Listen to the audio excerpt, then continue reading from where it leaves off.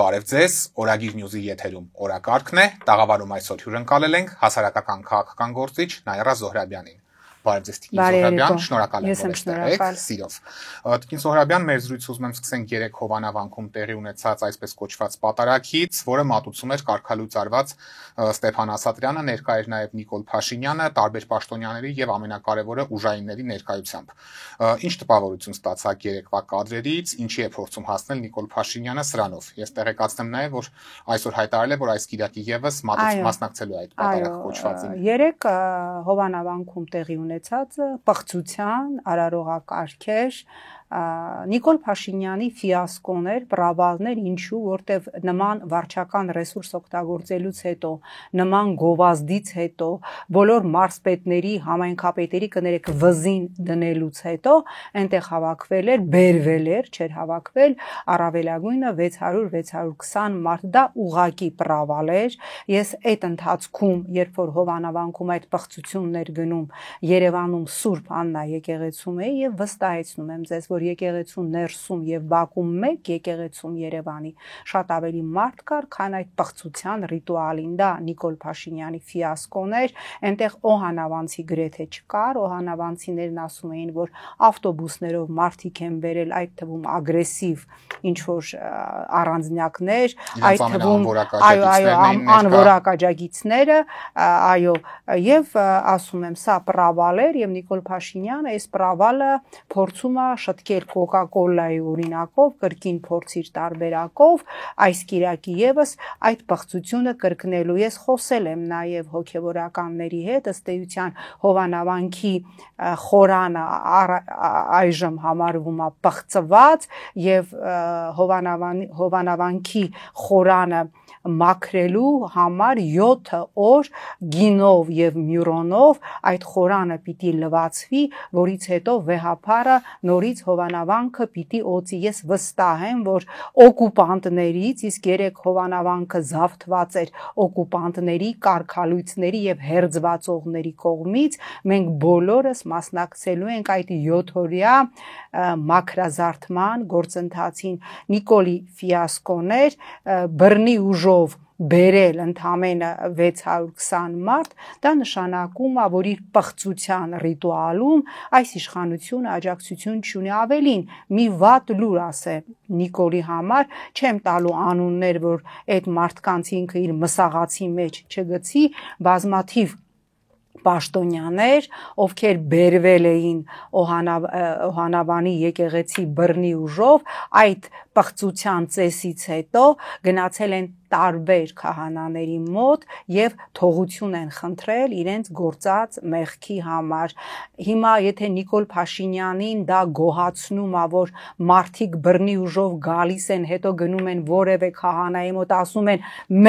մեղա, ես պիղծ եմ եւ Նիկոլը դա համարում է իր հաղթանակ, ինչ ասեմ, Ֆյուրոսյան հաղթանակը, այդ հաղթանակի կողքը ոչինչ է։ Տիկին Զոհրաբյան, հենց այս նույն համատեքստում մի շարք ազդեցիկ ՔՊԱ-կաններ, Ալեն Սիմոնյանը, Տիգրան Ավինյանը եւ այլն, չնայած հայտարարում են, որ աջակցում են Փաշինյանի այս հակաեկեղեցական արշավին եւ Հովանավանքում կատարվողին, սակայն տարբեր պատճառներով ներկա չգտնվեցին այս ինքնակոչ պատարագին։ Ըստ ձեզ արդյոք սա նշանակում է, որ ՔՊ-ի ներսում էլ շատերը համաձայն չեն կատարվողի հետ, թե ինչ անում է Նիկոլ Փաշինյանը, այնուամենայնիվ նաեւ չեն ցանկանում այս պատասխանատվության տակ մտնել, դրա համար չեն գնում ներկա։ Տեսեք, ես չեմ բացառում, որ հաջորդ պղծության Արարին եւ Ալեն Սիմոնյանը եւ Ավինյանը ներկա լինեն բնականաբար բռնի ուժով, այն որ ՔՊ-ի ներսում մեծամասնությունը համաձայն չէ այս օրակարգին, ոչ միայն հայ առաքելական եկեղեցու դեմ այս արշավինի դեպ պիտի ասեմ, որ նայում էի 3 ադրբեջանական պետական քարոզչությունը, երևի այդպիսի սալյուտներ, այդպիսի հրավառություն, օրինակ Հաքինազը դուրս է եկել վերնագրով, Հաքինազը գիտենք Ալիևի հիմնական քարոզչական զենքն է, Նիկոլ Փաշինյանը սկսել է ազատագրել հայ առաքելական եկեղեցին, ողջունում էին ադրբեջանական բոլոր լրատվամիջոցները, բոլոր պատգամավորները, բոլոր հայտնի բլոգերները Նիկոլ Փաշինյանի գրոհը, արշավանքը դեպի հայ առաքելական եկեղեցի։ Ստված հանրայինի վերնագրերից մեկն եք ցիտում կամ հայկական ժամանակի։ Նույնն է, բացարձակապես տարբերություն չկա, որովհետև այդ սրբապիղծ արշավը, որ տեղի ունեցավ, դրա հոգևոր հայրերը նստած են Ադրբեջանում, եկեք հիշենք Ալաշուքյուր Փաշազադեի հայտարարությունները, որ հայ առաքելական եկեղեցին դա վտանգ է տարածաշրջանին, որ հայ առաքելական եկեղեցի ֆաշիստական կառույց է, եւ ես անձամբ արդվազն 3 անգամ լսել եմ Ստրասբուրգում եւ Բրյուսելում Ալիևին, ով ասել է, որ մեր հիմնական թշնամիներից մեկը հայաստանյաց առաքելական եկեղեցին է եւ ուրեմն հայկական սփյուռքն է, եւ որ 3 Հաքինազը դուրս է գալիս Նիկոլին քաջալերելու վերնագրերով, որ Հայաստանի վարչապետը ազատագրում է Էջմիածինը, սա վկայությունն է, որ այն ինչ որ արվում է հայ առաքելական եկեղեցու հանդեպ, դա արվում է թուրք-ադրբեջանական բացառապես իրենց օրակարգով։ Շաբաթօրը նաև հայ հանրությունը ցնցվեց, երբ իշխանական տելեգրամ ալիքներից մեկում հրապարակվեց Արշակ Սրբազանին վերագրվող մի ինտիմ տեսանյութ, որն ամենակարևորը ապօրինի կերպով է տեսանկարահանվել եւ գաղտնի։ Ինչ վտանգավոր ուղերձ է սրանով իշխանությունը փոխանցում եւ որպես փորձառու քաղաքական գործիչ կխնդրեմ պատասխանեք մեր հոգեվորականները, քաղաքական ուժերը եւ առհասարակ հայ հանրությունը ինչպես պետք է հակազդեն սրան, քանի որ չափազանց վտանգավոր նախադեպ է ստեղծվում եւ ընտրություններին մոտենալու զուգահեռ բազմաթիվ նմանատիպ տեսանյութեր կարող են հայտնվել դաշտում։ Տեսեք, այդ պղծությունը Արշակ Սրբազանի վերաբերյալ, որ բնականաբար իշխանության ձեռքի գործն էր, այսպես տարածվեց հստակ ուղերձով, որ որևէ մեկը անտի-Նիկոլ Ճամբարի, հակա-Նիկոլ Ճամբարի գործիչներից ապահովագրված չէ եւ դա այդպես է, որևէ մեկիս անձնական կյանքը, մեր երեխաների անձնական կյանքը այս իշխանության օրոք որևէ երաշխիք չունի ապահովագրության, սա անբարոյականության երևի թե վերջի գիծներ, այսպիսի օրենք կար, չէ, ֆիզիկայում այն անկումը վակուումում, որին ոչինչ չի խանգարում, կոչվում է ազատ անկում, այս իշխանությունը ցույց է տալի, որ իր անկումը անհատակ է, որ չկա դնոն, այդ դնոն, որից այն կողմ սրանք չեն կարող անցնել, չկա, բայց այստեղ մի բան պիտի ասեմ, այս իշխանությունը չլուծեց իր խնդիրը, հասարակությունը, այդ թվում են հատվածը, որը այս կամ այն կերպ այս իշխանության աջակցողեր, իրենք եւս ընդվզեցին, իրենք եւս բողոքեցին, իրենք եւս ասեցին ստոպ, չի կարելի, սա անբարոյականություն է, սա սրբապղծություն է, այսինքն խնդիրը, որ իշխանությունը դրել էր, որ այ ամեն մեկիդ անկողինը կհանեմ, կփռեմ, որ այդպես քաղաքական ընդդիմախոսներին լռեցնի, իր նպատակին չհասավ, որովհետև հասարակությունը բոյկոտեց այս անբարոյականությունը, հասարակությունը բոյկոտեց այս սեռախեղվածությունը, ուստի հիմա ինչ էլ անի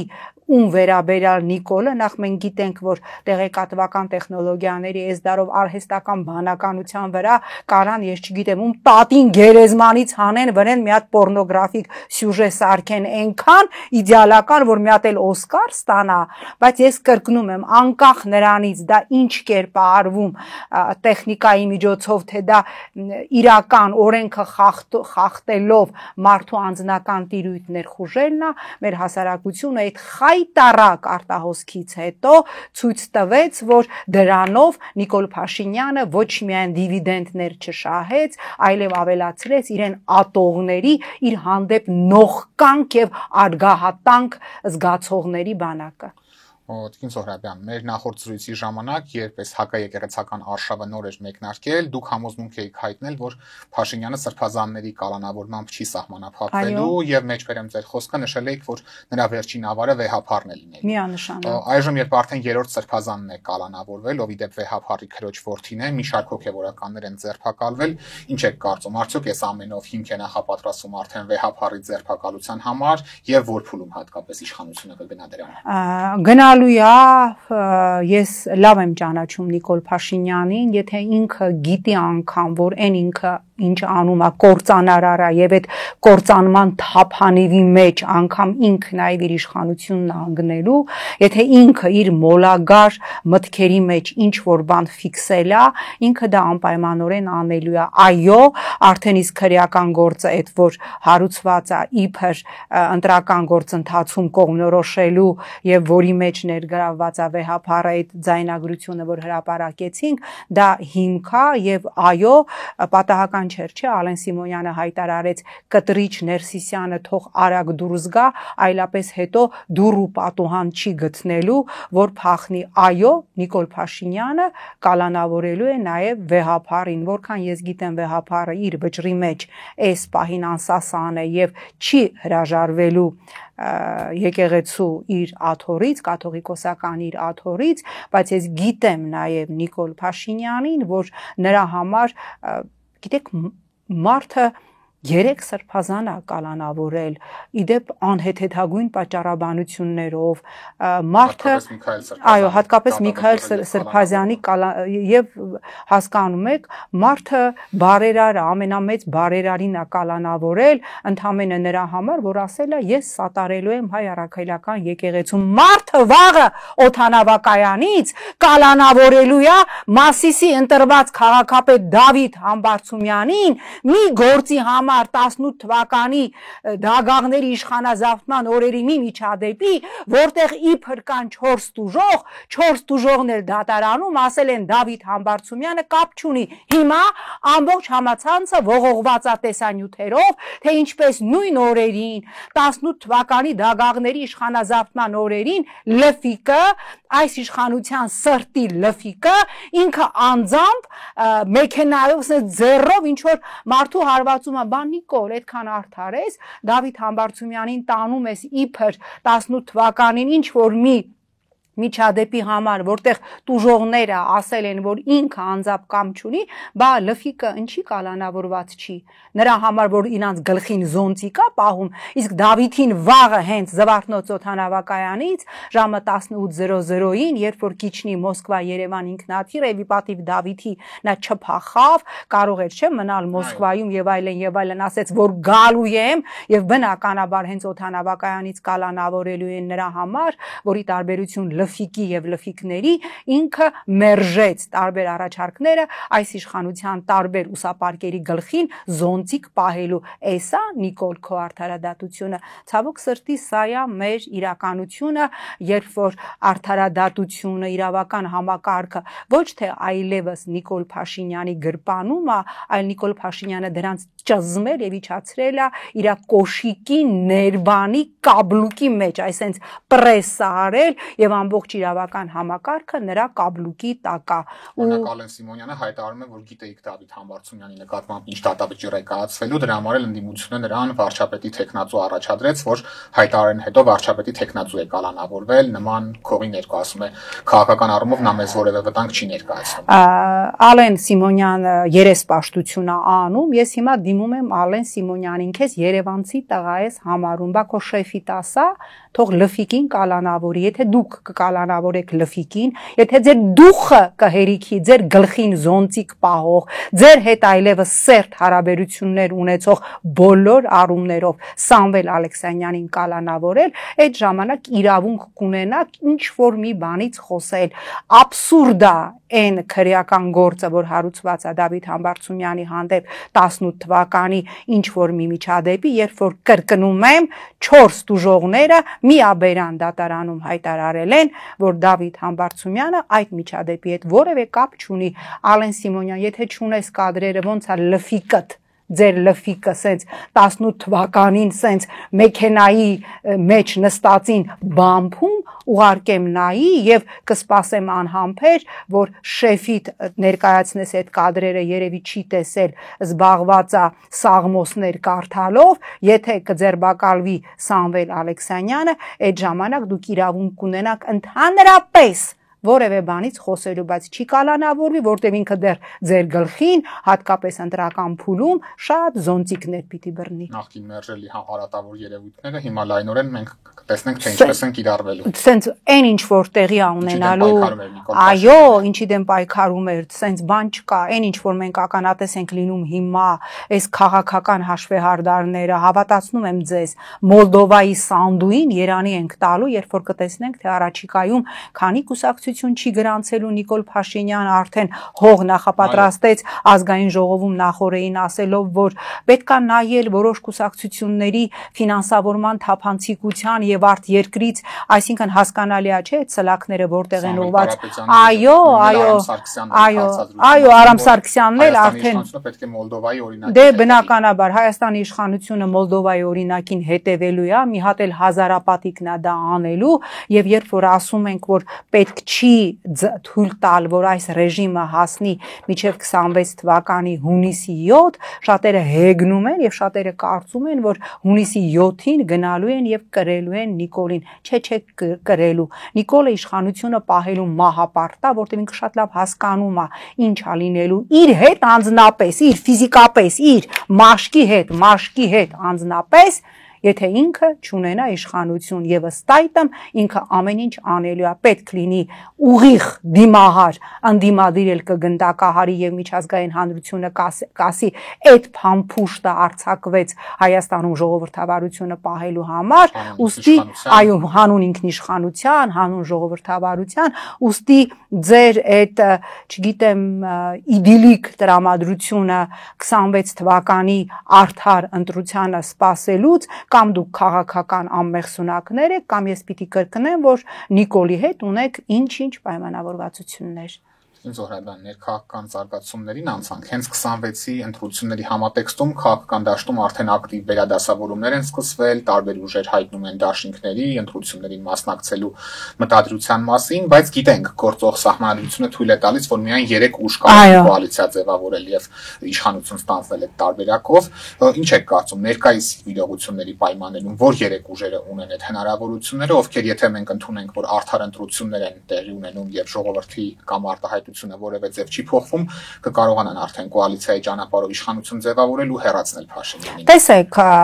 ես չեմ ուզում հիմա ուժերի անուններ տամ, որովհետև դա ես համարում եմ այս պահին ոչ ճիշտ եւ ոչ կոռեկտ։ Ես մոտավորապես պատկերացնում եմ, ես եթե հասնենք ընտրության, այս պահին, այս իրավիճակով, այս ռասկլադով, որ ուժերը կանցնեն, բայց քանի որ ինձ համար կա հստակ օրակարգ օր առաջ դնել իմպիչմենտի անվստահության գործընթաց, ես նույնիսկ չեմ էլ մտածում 26-ի ընտրության մասին, ինչ շատ են հարցնում մասնակցելու եք թե ոչ։ Ես պատասխանում եմ, եթե նպատակը լինելու է գնալ Նիկոլի հետ, Նիկոլի իշխանության օրոք ընդդիմություն աշխատել, իհարկե ոչ, ես կատեգորիկ մերժելու եմ բոլոր այդ առաջարկները, բայց երբ որ մենք կտեսնենք, որ իսկապես կա կոնսոլիդացիայի այնպիսի մոդել, որը կենսունակ է այս իշխանությանը, այս մահապարտ իշխանությանը հեռացնելու, այսինքն կա այնպիսի մահապարտ կոնսոլիդացիա, որի նպատակը ոչ թե գնալ Նիկոլի հետ, Նիկոլի համար, Նիկոլի օրոք ընդդիմություն աշխատելն է եւ սпасել, այո, լավ սենսուր, սենց ասում եմ, չալաղաչ հարց հանեն տան, որ ասեն, տեսար, դու ես թվին ես, այն մարդը հարցախա հանձնել չի ամաչում, դուք գնացել այդ մարդը Հայաստանի սուվերեն տարածքը հանձնել չի ամաչում, դուք չորեքշաբթի օրերը կառավարությանը հարց ու պատասխանին ասում եք, բա չեք ամաչում, որ այն ժամանակ էս էիք ասում, հիմա էս էիք ասում, ստոպ, հոշ կներեք էլի, արդեն որտեվ իսկապես սա լուրջ չի էլի, բայց ես ուզում եմ ձեր թույլտվությամբ, ես այն օրը լսում էի նախկին գլխավոր դատախազ Արտուր հայտարարեց, որ ամենայն եռանդով կձերբակալեր Նիկոլ Փաշինյանը։ Ապշելու է, Վանեցյանը համապատասխան փաստարկներ ներկայացնել։ Հա, այն որ ինչպես ասում են, յա իրոք, Արտուր Դավթյան, քաղաքականությունը քո համար դհոլ չի, որ ռակուրսով ուզենաս խփես, ձենա դուրս գա։ Այսինքն ինչ անշանակում ամենայն եռանդով կձերբակալեի Նիկոլ Փաշինյանին։ Ես եմ եղել 18 թվականի ապրիլի 23-ին խորհրդարանում, երբ որ ասվեց, որ Նիկոլ Փաշինյանը եւ մի քանի ընդդիմադիրներին պատգամավորական իմունիտետից զրկելու հարց պիտի քննարկվի, անգամ Արա Բաբլոյանը եւ հանրապետական լավ հիշում եմ, մի քանի պատգամավորներ եվրոպական այց ընդհատեցին եկավ եւ ով հրաշք գլխավոր դատախազը չեկավ ազգային ժողով իմունիտետից զրկելու, ներկայացնելու, ոչ դու լավ եռանդով, այդ ամենայն եռանդով այդ օրերին եւ այդ ամիսներին ու այդ տարիներին ընդդիմադիր էր ձերբակալում հայրենիքի փրկության շարժումից, մնացած ընդդիմադիր շարժումից այդ փաստերի պակաս ունեիր,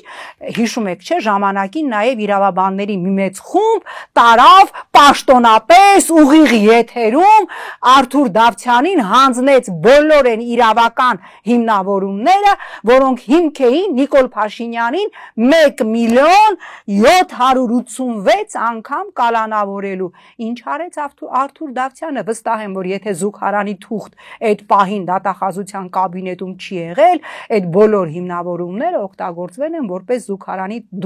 թուղթ, այնպես որ բարեկամաբար կան խորհուրդ, շարունակեք դհոլ խփել, դա ոնց որ թե ձեզ մոտ ավելի ինչ ասեմ եռանդագին ստացվում, քան դատախազ աշխատելը իհարկե մինչև վերջի օրը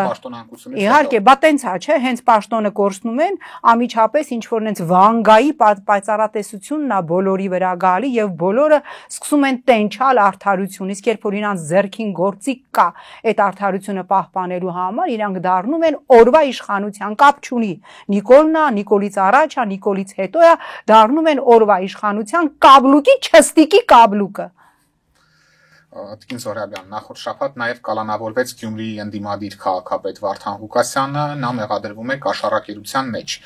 Թեպետ նրա ընտրվելուց հետո էլ մենք գիտենք, որ սա վաղ թե ուշ լինելու էր, բազմիցս խոսել ենք այս մասին, սակայն սա տեղի ունեցավ բացառապես այն բանից հետո, երբ Նիկոլ Փաշինյանը ազգային ժողովում հայտարարեց, որ Վարդան Ղուկասյանը պետք է քաղաքական կյանքից դուրս շպրտվի։ Այո, եւ կշպրտվի, եւ ասեց եւ կշպրտվի։ Հենց այս համատեքստում որքանով կարող ենք մենք տեղի ունեցողը իրավական գործընթացի մաս համարել եւ ինչ ուղերձ է սրանով նա փոխանցում հատկապես Էջմիածնում սպասվող ընտրություններից առաջ։ Տեսեք, որ Գյումրիի ընտրված համայնքապետ Վարդան Ղուկասյանի հետ խնդիրներ են լինելու, դա բոլորս էլ գիտեինք, բայց նաև մենք հասկանում էինք, որ ժողովրդի քվեն պիտի հարգել եւ ընդդիմադիրներ, ինչպես եւ տվել էին խոսք, բոլորը սատարեցին, առավել ձայն ստացած թեկնածուին Ինչ է ասում Նիկոլ Փաշինյանը ազգային ժողովում ուղիղ հրահանգ տվեց, ասեց պետք է շպրտել դուրս եւ իրավապահ համակարգը դա ուղակի քաղաքական հրահանգ հասկացավ ընկալեց, բա դուխ ունեին, չանեին։ Վարդան Ղուկասյանը միջև ընտրական ցիկլը մնալու է կալանավորված, դա միանշանակ է, տեսանք նախորդին նրա մեղադրանքը ավելացվեց, ինչ որ ծանրացվեց, ինչ որ միութենական պետություն, երևի մի հատ էլ ինչ որ նենց շպիոնի, հա, ռսի շպիոնի կամ ռսի գործակալի պիտակ կպցնեն, սա ուղերձ է բոլոր ընտրված համայնքապետերին,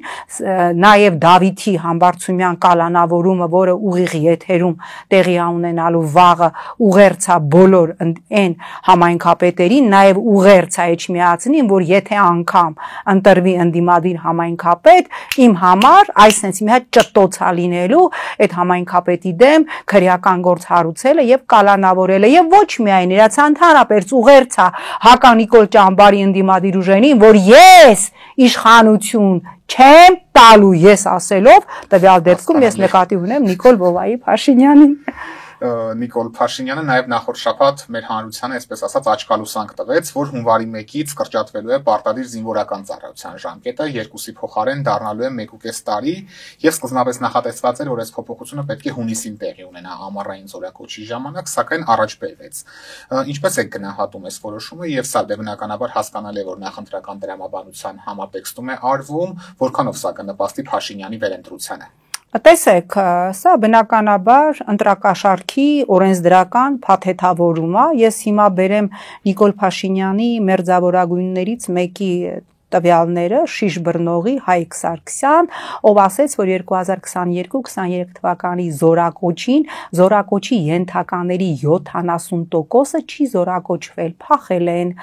Ես չգիտեմ տարբեր, այն որ Նիկոլ ազգային ժողովում ասում էր, փողով ազատում եք, հիմա ենթադրում եմ, մի հատ քննություն արեք, բարձեք,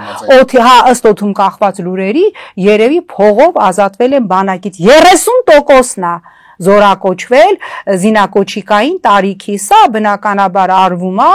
ընտրական այն ինչ որ անում է հիմա, սա ընտրական համատեքստում է, արդեն տեղեկություն կա, որ տարբեր նախարարություններ օրենսդրական փաթեթներ են պատրաստում, սոցիալական աջակցությունների, գազի, լույսի, չգիտեմ, շոթչիկի, տոկի վարձերը փոխհատուցելու, հատկապես սահմանամերձ բնակավայրերին, հեսա կբերեն էլի խելոք գոմերի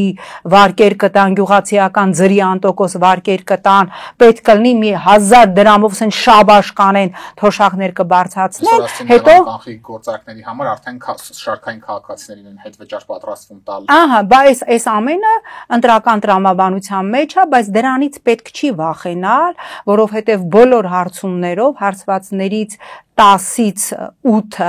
արգահատանք ունի այս ռեժիմի հանդեպ, իսկ դա լրջագույն պոտենցիալ է ընդդիմության միավորման դեպքում հասնել հաջողության։ Լրանում է հոկտեմբերի 27-ի հայտնի ոչրագործության 26-րդ տարելիցը, որը մեր պետության հիմքերը սասանեց։ Տիկին Զոհրաբյան, գիտեք, այս գործի դեպքում եւս Նիկոլ Փաշինյանը բազմաթիվ շահարկումներ էր անում, բացահայտված է, մարտի 1-ը, նույնը մարտի 1-ի համատեքստում։ Ինչ եք կարծում, Նիկոլ Փաշինյանի օրոք այս գործը կբացահայտվի, մենք ականատես կլինենք սրա բացահայտմանը, թե մեր հանրությունը նման պատրանքներ պետք է չունենա։ Տեսեք, Նիկոլ Փաշինյանը իշխանազավթումից հետո մի քանի անգամ հայտարարեց, նախ ասեց, որ մարտի 1-ը բացահայտված է, հետո ասեց, հեսա հոկտեմբերի 27-ն է, բացահայտում ենք։ Ինչ-ն է խանգարում Նիկոլեն ժամանակ ընդդիմադիր էր, ասում էր, տվեք իշխանություն, բացահայտեմ, իշխանությունը քոնն է։ Դատավորներ, դատախազներ, իրավապահ համակարգ, բոլորը գրպանումը չեն, կոշիկի կաբլուկի մեջ, սենց պրեսեղած նստած են։ Նախկին զինդատախազը, որը վարում էր այս գործը, Գագիկ Ջահանգիրյանը, քո քիփն է։ Ինչն է խանգարում այս գործը բացահայտելի դեպ այսօր նաև Սասուն Միքայելյանն է շատ տարօրինակ հայտարարություն արել, ասելով, որ եթե ողջ լիներ Վազգեն Սարգսյանը, Արցախը, այո, Արցախը մերը կլներ։ Այդ Նիկոլի դեմ հայտարարություն ես անում, բադ շեֆդ ասում է Արցախը հանձնված էր 1991 թվականին։ Ին հասկանում եք, նենց որ Սասուն այդ կրուտիտներդ, որ հիմա փորձում ես իբր քեզ տարանջատել, այս ռեժիմից Արցախը հանձնել ես դու նաև, երբ որ հայտարարեցիր, որ ձեր այդ դագաղների հեղափոխությունը ավելի մեծ արժեք է, քան Արցախյան պատերազմը, նենց որ մենակ Նիկոլի ջեբը չգցես, Արցախ հանձնողներից մեկը դու ես եւ գալու է օրը դու որպես Արցախ հանձնողներից մեկը հայկական Նյուրնբերգում ես եմ բերելու քո համար հատուկ կրեսլո, որ հայկական Նյուրնբերգում դու որպես Արցախ հանձնող այդտեղ նստես եւ դատվես։ Գիտակցում են այս պատասխանատվությունը Տիկին Զոհրաբյան։ Գիտեք, ես կարծում եմ իշխանությունը այնպիսի մի նարկոտիկ է, ես բոլոր ժամանակներին եմ ասում, որ մարդիկ չեն գիտակցում, որ գալու է մի օր ու իրանք իշխանություն չեն ունենալու, ինչքան էլ իրանք նայած լինեն Չաուշեսկուների գնդակահարությունը, նայած լինեն, թե ինչ եղավ Քադաֆիների եւ մյուսների հետ, իրենց թվում է նրանց ովքեր ունեն իշխանություն, որ սա իրենց հետ չի կարող պատահել։ Գիտեք, դա շատ հետաքրքիր հոգեբանական ֆենոմեն է, որտեղ ես մի ժամանակ որ այդ ոլորտի լրագրությամբ էի զբաղվում եւ հոգեբանների հետ զրույցներում ասում եւ նաեւ բժիշկների հետ զրույցներում, ովքեր աշխատում էին հոսպիսներում մահացող հիվանդների հետ, բոլորը մեկ բան էին ասում, մենք կարծում էինք, որ սա մեզ հետ չի կարող պատահել, այս իշխանությունն էլ մտածում է, որ սա իրանց հետ, որ գալու է իրանց պատասխան տալու ժամանակը չի կարող պատահել, չէ, գալու է եւ պատահելու է եւ իրանք դաժանագույն պատասխան տալու են։ Տիկին Զոհրաբյան, շնորհակալ եմ։ Ես եմ շնորհակալ։ Օրակարգն այսօր այսպիսին էր, այն ամփոփեցինք հասարակական քաղաքական գործիչ Նայիրա Զոհրաբյանի հետ։ Կհանդիպենք։